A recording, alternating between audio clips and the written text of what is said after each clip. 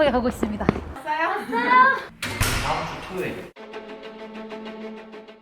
우리는 서로 다른 환경에 서로 다른 조건을 가지고 살아가고 있다.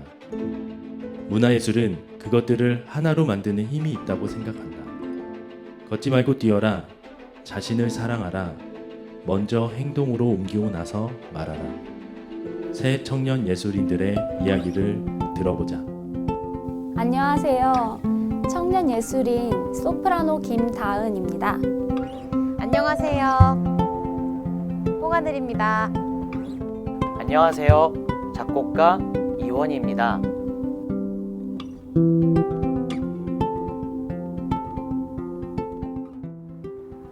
네, 저는 어렸을 때부터 노래 부르고 춤추기를 진짜 좋아했는데 예체능에 관심이 많으셨던 어머니의 권유로 초등학교 3학년 때 어린이 합창단에 들어가게 되었고요. 어린이 합창단에서 노래뿐만 아니라 뮤지컬 댄스나 아니면 여러 가지 무용을 배우면서 나는 무용을 정말 하고 싶다라는 생각에 저는 중학교 3학년 때 전공을 하기로 결정을 하고 예고를 진학하게 되고 또 전공을 하면서 무용을 하게 되었습니다. 네, 저는 어렸을 때부터 교회를 다녔고요. 이제 성가대 활동을 열심히 하시는 부모님 밑에서 자라서 어렸을 때부터 이제 음악과 친밀하게 음악과 함께하는 시간이 많았던 것 같아요. 그래서 이제 솔로이스트로 활동하시는 이제 치료합창단 선생님들 그런 분들의 특송을 들으면서 자랐고요. 그래서 그런 특송을 보면서 나도 저렇게 되고 싶다 이렇게 생각하면서 음악을 하게 됐고요. 그래서 어찌저찌 하다 보니 유럽도 갔다 오게 되고 공부를 열심히 해서 지금 여기까지 오게 된 것 같습니다. 제가 게임을 참 좋아해서 중학교 3학년 때까지는 프로게이머를 꿈꾸면서 엄청 게임을 열심히 했어요. 그런데 정말 우연치 않게 2004년 대전에 엄청난 폭설이 내렸습니다. 그때 친구들과 학교 끝나고 집에 가던 길에 실용음악학원 간판을 발견하게 되었고 저거 뭐 하는 데지? 야, 가보자! 라고 해서 그곳에 갔는데 선생님들이 설명해 주는 게 너무 재밌어 보이는 거죠. 그래서 이거다. 이거 재밌겠는데? 라는 생각에 음악을 시작하게 되었습니다.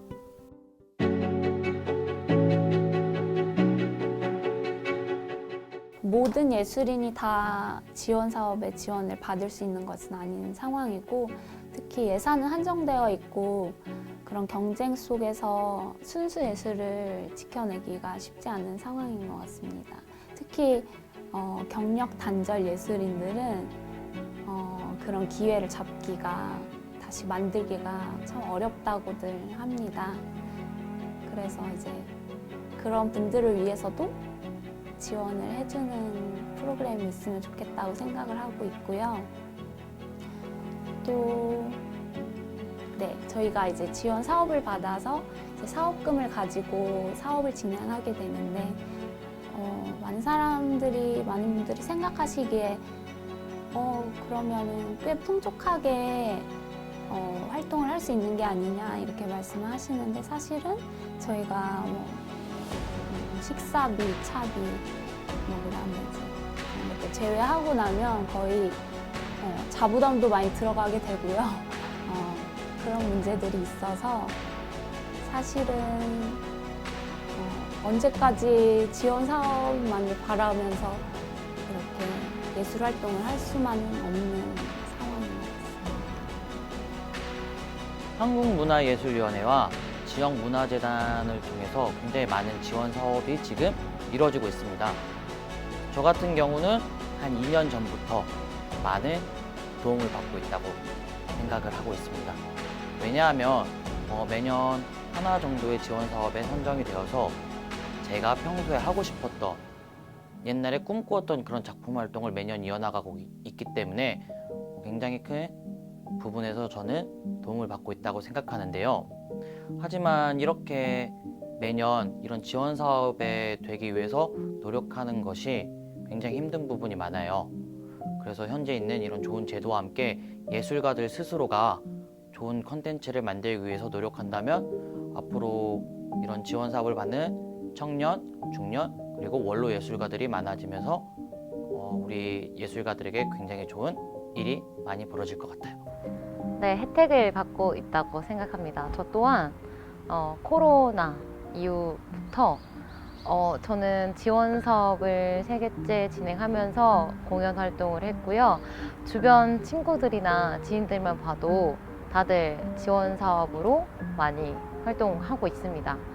뭐 예전 같은 경우에는 무용을 하면, 예술을 하면 배가 고프다, 돈을 못 번다, 아니면 돈이 없어서 무용을 못 한다, 공연을 못 올린다 라는 말이 있었겠지만 지금은 나라에서 많은 지원 사업과 공모를 하고 있고 내가 알아보고 내가 준비해서 하면 정말 지원을 받을 수 있고 또한 입까지 넘어겨주는 좋은 사업들이 많기 있기 때문에 지원 혜택을 많이 받고 있다고 생각합니다.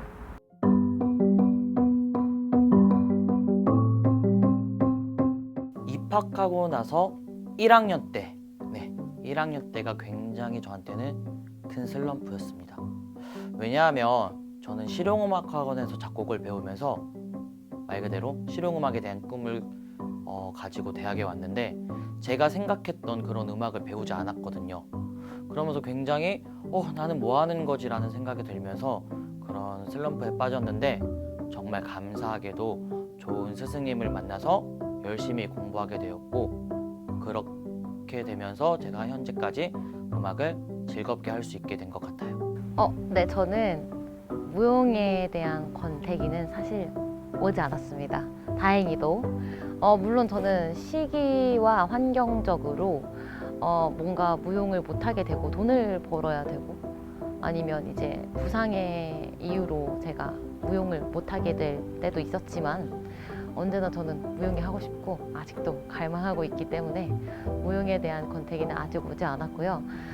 다른 장르에 대한 관심은 저는 뮤지컬을 굉장히 좋아하고 제가 뮤지컬 제작을 하면서 또 제가 뮤지컬을 전공하려고 하는 아이들을 무용을 가르치면서 되게 많은 관심을 갖게 되었는데 나중에 기회가 된다면 꼭 도전해보고 싶습니다.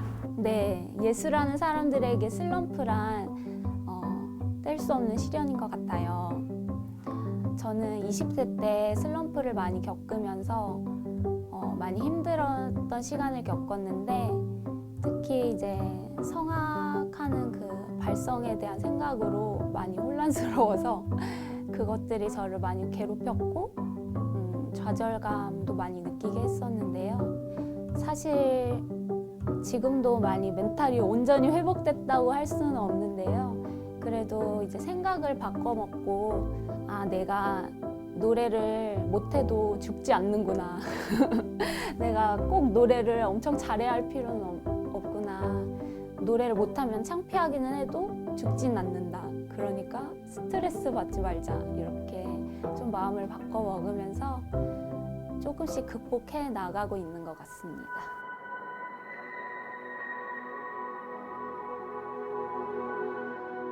대학교 4학년 때 중앙 콩쿠르에 나갔었는데 그때가 가장 기억에 남는 것 같아요. 사실 이때 저는 실용음악과 클래식 어떤 음악을 해야 될까 굉장히 고민이 많았고 제 마음은 이미 실용음악 쪽으로 많이 기울었었는데 주변에서 어떤 콩쿠르이 있다라고 이야기를 하면서 그게 뭔데? 그거 한번 해보지 뭐 라는 마음으로 준비를 했었죠. 그게 바로 앞서 말했던 중앙 콩쿠르였습니다. 그런데 정말 운이 좋게도 감사하게도 입상을 하게 되었고 그때 정말 많은 친구 선후배들이 축하해 줬고 담당 교수님께서도 엄청 좋아해 주셨던 게 기억에 많이 남습니다. 네, 저에게 있어서 가장 특별한 공연은 제가 대학교 3학년 때 안무를 했던 술비라는 작품인데요.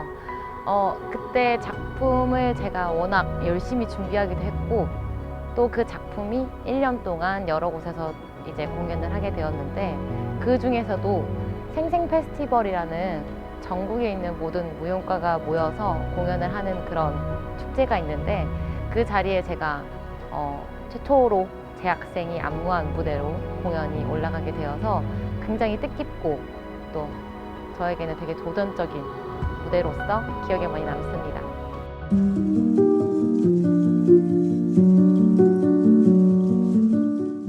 저는 코로나 이전에는 보호받고 있다라는 생각을 하지 않았어요.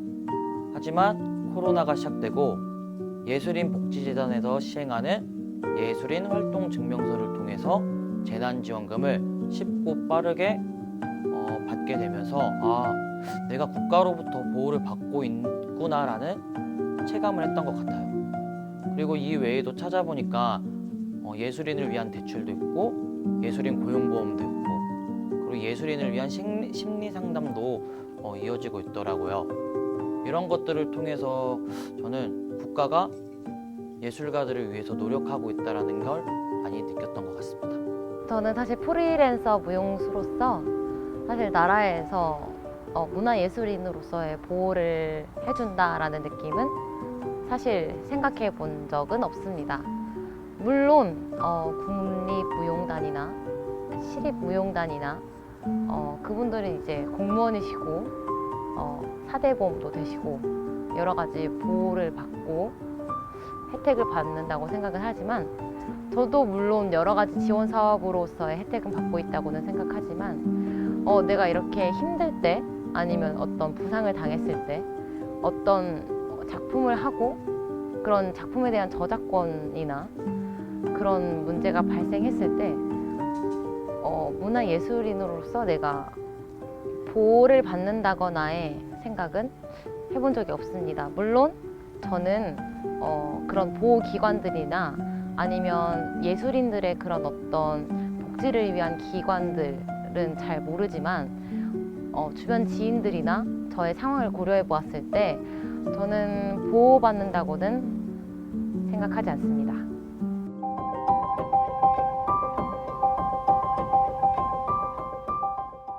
네, 한 우물을 파면 길이 보인다라는 말은 이미 옛말인지도 모르겠습니다. 예술인으로서 순수 예술 활동, 창작 활동을 하기 위해 또 그런 예술 활동을 알리기 위한 사명감으로 이제 예술 활동 외에 다른 일을 하면서 같이 예술을 하는 친구들이 많은데요. 지금 이제 예술 문화 소비가 점점 확장되지 않고 있는 상황에서 우리는 예술인으로서 앞으로 더 어려운 시대를 겪을 것 같아요. 그래서 저희가 예술인들의 미래는 앞으로 더 열심히 해야 된다. 더 대중과 함께하는 그런 예술을 해야 된다.